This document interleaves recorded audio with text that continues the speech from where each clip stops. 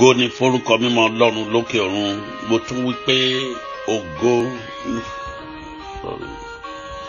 Ọlọ́run alààyè, ọba tó pé, ọba tó dára, ọba tó ń ṣe ohun gbogbo nínú ohun gbogbo. Mo júbà Ọlọ́run yìí o, torí pé ó tó yìn, ó tó dójúlé, ó tó gbẹ́kẹ̀lé, a tó fara tì ní, ọba tí kìí jẹ́ kójú ó tì ní. Ògo ni forúkọ mímọ́ wọn. Ẹ jẹ́ ká gbàdúrà. Aláṣẹ lọ́run àti láyé, a dúpẹ́ lọ́wọ́ yín fún oore ọ̀fẹ́ tẹ́ tún fún wa láti wà ní abẹ́ ètò yìí lónìí. Àtèmi tó lò bí olùsọ àti àwọn ènìyàn tí ó gbọ́ ọ̀rọ̀ yìí káàkiri àgbáyé, mo gbà á ládùúrà pé ẹ ó ṣe wá ní alábùkún fún, ẹ ó bùkún wa tó bẹ́ẹ̀ gẹ́, ẹ ó là wá lóye, ẹ ó lo ọ̀rọ̀ yìí láti ṣe ìtúsílẹ̀, ìdáǹdè àti ìwòsàn àti ìfọkànbalẹ̀ fún gbogbo wa pátá. Ní ìkẹyìn, nígbà tí ìpè bá dún, ẹ ó ka gbogbo wa yẹ ká lè bá yín jọba lókè ọ̀run. Ní orúkọ Jésù Kristi Olúwa wa, àmín. Mo fògo àti ọlá fún Ọlọ́run alààyè fún oore ọ̀fẹ́ tó fún mi, tó fún ọ láti gbọ́ ètò yìí. Mo kí wa káàbọ̀ sí abẹ́ ètò yìí, èyí tá à ń pè ní Ọlọ́run á yanjú ẹ̀, látinú yàrá àdúrà wa ti iléeṣẹ́ ìránṣẹ́ Christ Total Gospel Ministries International. Critodium Radio òun ló ń gbé ètò yìí jáde. Àdúpẹ́ lọ́wọ́ Ọlọ́run fún ètò yìí tó ń tẹ̀síwájú. Àdúpẹ́ lọ́wọ́ ẹ̀yin tí ẹ̀ ń béèrè. Àdúpẹ́ ẹ̀yin tí ẹ̀ ń béèrè fún àdúrà. Mo gbàdúrà pé àdúrà yín á gbà, ẹ̀ ní gbàdúrà àgbà tí ó lórúkọ Jésù á dára fún yín. Mo sọ àsọtẹ́lẹ̀ sí ẹnìkan tó fi ìgbàgbọ́ bá mi rìnrìn àjò lónìí pé bí Olúwa ti ń bẹ láàyè, tọrọ ẹ̀ ń bẹ láàyè, lónìí ìdààmú ò ní bá ọ ní orúkọ Jésù. Mo sọ bí ikọ̀ àti ìránṣẹ́ Ọlọ́run pé bí Olúwa ti ń bẹ láàyè, tọrọ ẹ̀ ń bẹ láàyè, ò ní kígbe oró, ọ̀tá ẹ ló máa kígbe oró gbẹ̀yìn ní orúkọ Jésù. Mo tún sọ bó ṣe ń ṣe àmì tó rinlẹ̀, mo sọ pé ọwọ́ tó ń dá ìyanu rẹ dúró, tí ò jẹ́ kí ire rẹ ó ti tẹ̀ ọ́ lọ́wọ́, tí ò jẹ́ kí ìyanu ó ti tẹ̀ ọ́ lọ́wọ́, tí ò ti jẹ́ ó débi ilẹ̀ ìlérí ẹ, ọwọ́ yẹn kó gbẹ dànù lórúkọ Jésù. Níparí, mo sọ pé látòní lọ bí Olúwa ti ń bọ́ bẹ láàyè, tọrọ ẹ̀ ń bẹ láàyè, ó bọ́ lọ́wọ́ gbèsè. Ó gbọ́ mo wí, mo ló bọ́ lọ́wọ́ ogun gbèsè, ó bọ́ lọ́wọ́ ìdè gbèsè, ó bọ́ lọ́wọ́ rìnrìn gbèsè lórúkọ Jésù. Lọ́nà àrà Olúwa la ọ̀nà ìyanu, á san gbèsè yẹn, á kánṣu gbèsè yẹn bí Olúwa ti ń bẹ láàyè. Ẹ̀mí ẹ tó jẹ gbèsè yẹn ló máa san. Jésù Kristi Olúwa wa, àmín. Mo kí wa káàbọ̀ lẹ́ẹ̀kan ṣiṣẹ́ abẹ́ ètò ọ̀rọ̀ alátàǹbábọ̀ látẹ̀yìnwá. À ń sọ̀rọ̀ nípa ìjìnlẹ̀ àti ìmọ̀ nípa àlá. Ó ti yé wa dáadáa yìí pé ọ̀rọ̀ àlá kìí ṣe nǹkan tá à ń fọwọ́ rọ́ sẹ́yìn.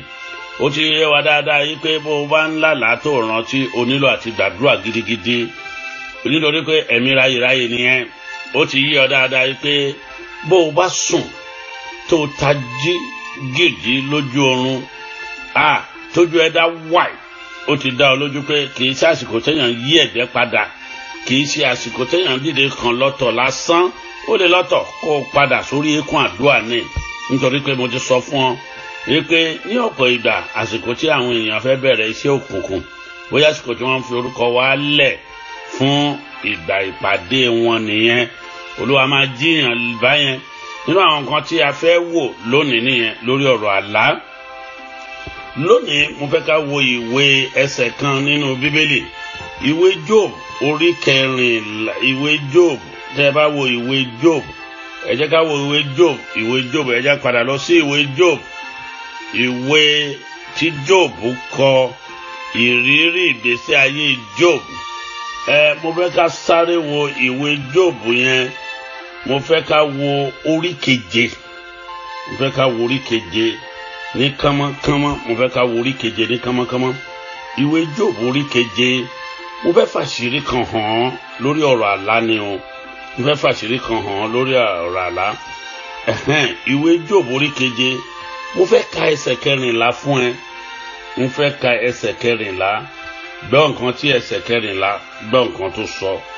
Ẹsẹ̀ 14 ìwé Job orí 7. Nǹkan tí Bíbélì sọ ńbẹ̀, ó ní nígbà náà ni ẹ̀yin tún wá fi àlá yín dẹ́rù bà mí, tí ẹ sì fi ìran pa mí láyà. Nínú àwọn ẹsẹ̀ bíbélì míì a ní ó fi àlá dẹ́rù bá wọn, ó sì fi ìran ó fi dá wọn níjì. Kí ló ń pè ní dídẹ́rù? Dídẹ́rù ní ìgbà tí ẹ̀rù bá báyàn. Dídẹ́rù ní ìgbà tí ẹ̀rù báyàn, bóyá èèyàn rí nǹkan. Dídáni níjì ní ìgbà tí nǹkan ṣèyàn gírì. Ọlọ́run máa ń lo àlá. Ẹ má dàbí nǹkan tí mo ti ń sọ bọ̀ látẹ̀yìn. Ọlọ́run máa ń lo àlá láti bá wa sọ̀rọ̀. Ọlọ́run máa ń lo àlá láti tú àṣírí. Ọlọ́run máa ń lo àlá láti ṣe ìkìlọ̀. Ọlọ́run á sì máa lo àlá ní ọ̀pọ̀ ìgbà láti tọ́ wa sọ́nà. Tẹ́ ẹ bá wo ìwé Jóòbù orí 23, èyí tá a ti ń kà á bọ̀, ẹ rí i pé ìwé apẹ́ díẹ̀ lórí ìwé Jóòbù orí 3 yẹn, Job chapter 33. Ibẹ̀ láti rí i pé nígbà tá a bá lálàá tó dẹ́rù bà wá, tàbí tá a ní ìran tó dá wa níjì, kí ló dé, kí ló fà á, kí ni nǹkan tó ń ṣẹlẹ̀. Ẹ rántí pé mo ti sọ fún yín pé àsìkò yẹn kì í ṣe ìgbà tá à ń bẹ̀rù, kì í ṣe ìgbà tá à ń bẹ̀rù.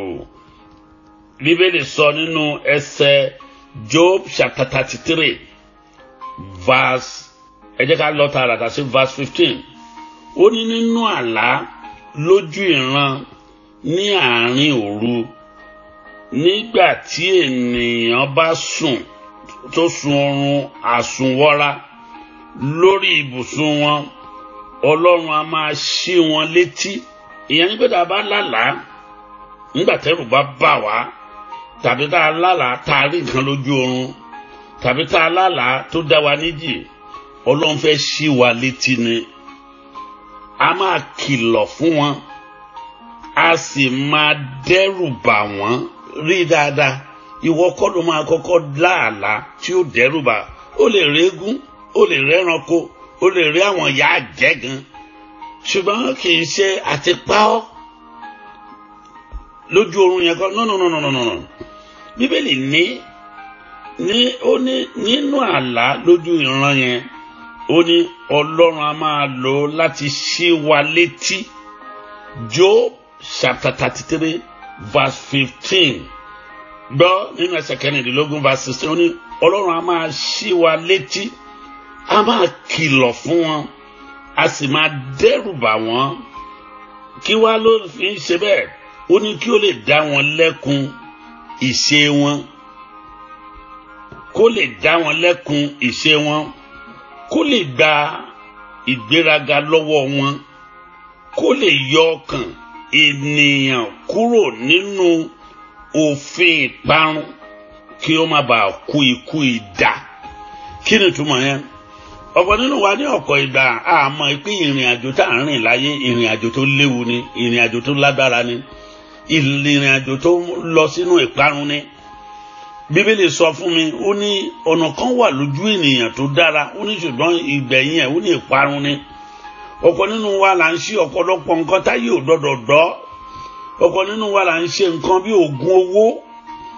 Ọlọ́run á wá lójú oorun, á máa kìlọ̀ fún wa. Ọ̀pọ̀ nínú wa là ń hùwà gbèrè, là ń hùwà panṣágà. Ọ̀pọ̀ nínú wa là ń dá ẹ̀ṣẹ̀ kọ̀kọ̀. Ọ̀pọ̀ nínú wa là ń ṣe ohun tí etí ò dọ́dọ̀dọ́. Ọlọ́run ní ọ̀pọ̀ ìgbà nínú ìfẹ́ràn rẹ̀, á wá mú wa lọ, á wá bá wa lójú oorun, torí kó mọ̀ pé bóun kúkú rán èèyàn sí ẹ̀ní gbọ́, ẹ̀ní gbà ọkọ yín, ẹ̀ní gbọ́ sọ́kọ yín lẹ́nu, ẹ̀ní gbọ́ síyàwó yín lẹ́nu. Bọ́mọ bá wá bá yín pé dádì nǹkan tí mo rí rè ẹni ọmọdé ló ń ṣe é. Bí ìyàwó bá sọ fún yín ní nǹkan tó ti wà lọ́kàn ẹ̀ ni. Bọ́kọ bá sọ fún yín ní ohun tó fẹ́ ṣe ló wà nínú ẹ̀. Ṣùgbọ́n Ọlọ́run á wá ọ̀nà láti mú wa, á wá sí ojú oorun wa, á mú wa sùn. Tẹ́ bá wo ìwé Jóòbù yẹn dáadáa, ó lá mú wa dùbúlẹ̀ lórí ibùsùn, lórí bẹ́ẹ̀dì tó dáa. Bóyá wọ́tà bẹ́ẹ̀dì ni wọ́n ti ẹ̀ fi ń sùn, bóyá fẹ́ òmu 7/6 ló fi ń sùn kí ni ìdí tó fi ra dodo yẹn jẹ́bi kó lè tù ọ́ lára ni ṣùgbọ́n ọlọ́run wá ní òkè ní tó tiẹ̀ ṣe yẹn dá bóyá fáànù wà lórí sẹ́ńtórí ẹ̀ ń bẹ̀ bóyá yá kan dì ń dún lálálálálá ó má dàbí pé kì í ṣe fáànù tó tàn yẹn ní òjòrùn okùn ọ̀ má dàbí pé kì í ṣe yá kan tó tàn yáyáyá yẹn ní òjòrùn okùn ọ̀ àìmọye tọ́mọ wà náà yá kan wọ́n rọrùn sùn orí ọ̀fẹ́ ló ní tó fi ń rọrùn sùn ọkọ ní o lè sùn láì jẹ́ kó lóògùn bọ́ bá sì ti lo oògùn yẹn láàrin wákàtí kan ó tó lè dá wáì tí wọ́n bá wá sùn tó sùn fọnfọn tó ń hanrun orí ọ̀fẹ́ ńlá ni dúpẹ́ lọ́wọ́ ọlọ́run fẹ́lẹ́ yìí èkejì tí wọ́n ń sọ ní pé ní ọkọ̀ dáadáa máa ń sùn bẹ́ẹ̀ ọlọ́run fẹ́ ṣí wa létí ni ọlọ́run fẹ́ ṣí wa létí tó ń wo ìwé Jóòbù orí 13 ó lé lọ́gbọ̀n yẹn dáadáa wo ẹsẹ̀ 16 yẹn àbí ẹsẹ̀ 16 yẹn ó ní kó lè dá wọn lẹ́kun ìṣe wọn kó lè dá wa lẹ́kun iṣẹ́ ẹ̀ṣẹ̀ ìrìn ẹ̀ṣẹ̀ ọ̀rọ̀ ẹ̀ṣẹ̀ ẹlòmíì á ti fi hàn lójú oorun ìṣe tó ń ṣe á sì fi ohun tó máa ṣẹlẹ̀ sí ó lè jẹ́ kó ó máa ń bú ọkọ ṣàṣàṣàṣàṣà ọkọ wa lè jáde àwọn ẹbí ọkọ wa lè jáde lójú oorun àwa já nírú àlákàlà wọn ni ó lálàkàlà á fi ohun tó ń bọ̀ wá ṣẹlẹ̀ hàn ni bó o bá dẹ́kun nínú iṣẹ́ ọkọ mi a máa ru kíní káàkiri a máa ru káàkiri wọ́n ṣe ń rí níbí náà ń rí lọ́hùn òun ló mọ dúdú òun ló mọ pupa òun ló mọ kúkúrú òun ló mọ gíga àwa bá rẹ̀ lọ́sítù lórí ibùsùn ṣé dókítà máa wá tẹ̀sítì ẹ̀ wọ́n máa wá wò pé kí ló ṣe àní ó kó nǹkan ni kó nǹkan kíkó ń bọ̀ nìyẹn nǹkan kíkó ń bọ̀ ronúpìwàdà ntọ́lọ́run sọ fún mi pé kí n sọ fún ọ lórí ọ̀rọ̀ aláre o àkókò tó ti ń lọ gbọ́ ó ní kó lè gba ìgbéraga lọ́wọ́ wọn ọ̀pọ̀ nínú you are too proud ọ̀pọ̀ nínú ẹ tiẹ̀ ti dàbí pé èèyàn ní ìkúkú lásán tátẹ́gùn ó fẹ́ lọ fúláwà tí ó dán yóyóyóyó ẹ máa dùn wò ní ìsinyìí o ẹ dùn wò gan ẹjọ́ sàtọ́ bá ti dé yín mọ́ pósí nígbà bá máa tọ́jọ́ karùn-ún níṣẹ́lẹ̀ máa tẹ́ bá ti wú níṣẹ́lẹ̀ máa dùn pò nínú pósí nísàlẹ̀ èèyàn lásán ìgbéraga ọlọ́fẹ́ gbà lọ́wọ́ ìgbéraga ni kó o má bàa kú ikú kejì ikú ayérayé kó o lè ronú pìwàdà ọ̀nà kan wà tó dáa lójú èèyàn ṣùgbọ́n ìgbẹ̀yìn ìparun ni ronú pìwàdà nínú ìrìn ẹ̀ṣẹ̀ tó ń rìn yìí ìdí abájáde ọlọ́run fi ń dẹ́rù bọ́ ó fi àlà ó fi dẹ́rù bọ́ kó o lè súnmọ́ ni ó fi àlà ó fi ìran ó fi díjì ó fi dá ọ níjì ó tají lójú oorun díìdì olódúpẹ́ àlà ló tiẹ̀ ńlá bẹ́ẹ̀ ni àfi ń kìlọ̀ fún ni kó má bàa parun wo ẹsẹ̀ 17 Job 33 ó ní kí ó lè dá wọn lẹ́kun ìṣe wọn kí ó lè gba ìgbéraga lọ́wọ́ wọn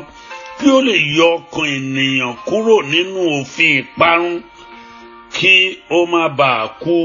ikú idà yẹn káwọn ọ̀tá má bàa pa ọ́ dànù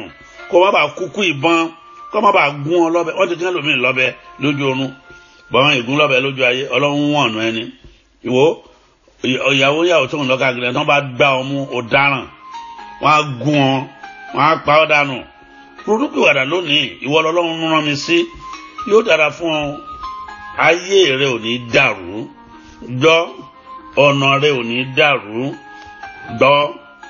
ò ní kú sọ́nà bí èéfín tí ìṣe nǹkan kan gbogbo nǹkan tọ́lọ́run rán wáyé wá ṣe tí ìbẹ̀rẹ̀ ọlọ́run ní kí n sọ fún ayé pé padà kúrò nínú ìwà burúkú ìwà ẹ̀ṣẹ̀ tó ń hù yẹn kó ẹ̀ṣẹ̀ sílẹ̀ sátọ̀ Jésù Kristi wá gba Jésù lólúwa àtolùgbà bó o ṣe dọ̀tí tó yẹ tó burú tó yẹ ìwọ gangan ni Jésù ń retí torí ẹ ló ṣe jìyà torí ẹ ló ṣe kú torí ẹ la ṣe sín torí ẹ ló ṣe jíǹde ó máa gòkè rẹ ọ̀run padà bọ̀ gba Jésù lólúwa àtolùgbàlà ó ní ọ̀nà òtítọ́ àti ìyè akọ́ pé iyekíyè àwọn tó bá gbà àwọn láfi agbára fún láti di ọmọ Ọlọ́run jẹ́ fún ọ ní àwọn ìtumọ̀ àlá díẹ̀ ní ìmọ̀ bó wá fẹ́ gba Jésù pè mí kí n gbàdúrà ìgbàlà fẹ́ mi ẹ yóò dára fún ọ a ó kọrúkọ rẹ sínú ìwé yìí àtèmi àti ẹ nígbà Jésù bá dé àwa kó wa lọ ní ìgbàsókè during the time of rapture a wà pẹ̀lú ẹ̀ a kọ́kọ́ wà pẹ̀lú ẹ̀ fún ọ́nì múnú àkọ́kọ́ 1,000 years àkọ́kọ́ gbádùn yẹn náà ká tó wá lọ lé ayérayé á dára fún wọn ibi kan wà tó dájú lódò bí tó ń gbóná yìí lọ ọ̀run rere ló ń jẹ́ bẹ́ẹ̀ Olúwa kà mí mọ́ bẹ́ẹ̀ á kà ọ́ mọ́ bẹ́ẹ̀ jẹ́ ká sáré wo àwọn ìtumọ̀ àlá díẹ̀ bí àkókò wa ṣe ń lọ à ń sọ àwọn ìtumọ̀ àlá yìí kì í ṣe torí láti dẹ́rù bà wá ṣùgbọ́n nítorí kí a lè yí padà nítorí pé kí a lè mọ àwọn nǹkan tó ń ṣẹlẹ̀ mo ti sọ fún wa ọ̀pọ̀lọpọ̀ àwọn àlátà ńlá kì í ṣàṣìṣe kì í ṣá Ọlọ́run mọ̀ ó fi hàn ni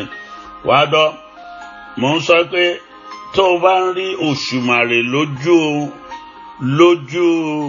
oorun ẹ ǹjẹ́ o mọ̀ pé ó lè jẹ́ pé Ọlọ́run rán létí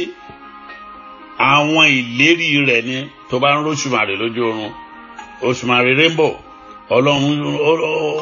ó rán ẹ létí pé ṣé orí kìíní yìí ó ń bọ̀ wá ṣẹ á sì ṣẹ yọ tó bá láṣọ funfun tó ní dọ̀tí lójú oorun ó ń gbà kíyèsí ẹ sí pé kó ṣọ́ra kí ayé rẹ àbàwọ́n bẹ láyé rẹ tó gbọ́dọ̀ fẹ̀jẹ̀ Jésù fọ̀dánù kó má bàa ṣèdè ìyẹn ní kọ́kọ́ tó bá rí rẹ tó ń fọ aṣọ tó dọ̀tí ní gbangba ó lè jẹ́ wípé òun expose ara ẹ òun expose àṣírí ara ẹ sáyé pàápàá jùlọ àwọn tá a máa ń lọ rojọ́ ọkọ kiri rojọ́ ìyàwó kiri ó dá ká wá ẹni tá a fẹ́ ọ̀rọ̀ lọ ṣùgbọ́n kì í ṣe gbogbo èèyàn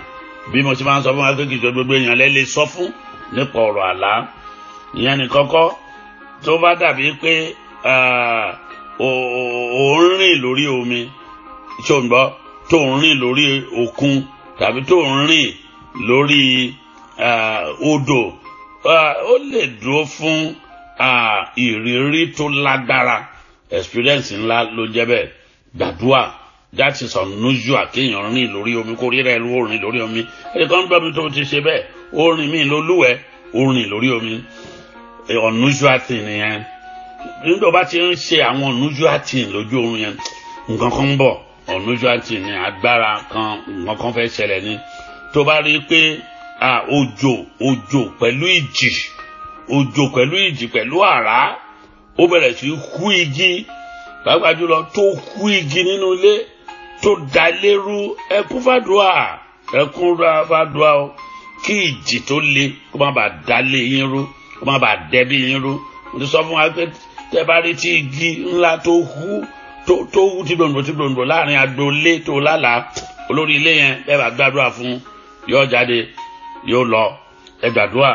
àdúrà ló ń yanjú ẹ kò sí nǹkan kan tó lè ṣe é nígbà míì wà nígbà tí ẹ bá rí i pé ìkún omi wọnú lé omi kan wọnú lé spiritual flood nìyẹn ẹ̀ẹ́dọ̀dọ̀ tí Yorùbá wí ni ó ní àgbàrá ò lóhùn ò ní wọlé onílé ni ò ní gbà fún ọ̀pọ̀lọpọ̀ ẹ̀yin obìnrin lẹ́tí rí tágbàrá rọ́ wọlé ẹ̀yin ò mọ̀ pé àwọn ogun ní jẹ́ bẹ́ẹ̀ ogun tó fẹ́ wọlé mọ́ yín lórí onílé ẹ̀yin lẹ̀ ní gbà fún ẹ la ọ̀nà fún pé kó gbọ̀nà bòmíì kì í débi tó ń lọ kò gbọ́dọ̀ wọlé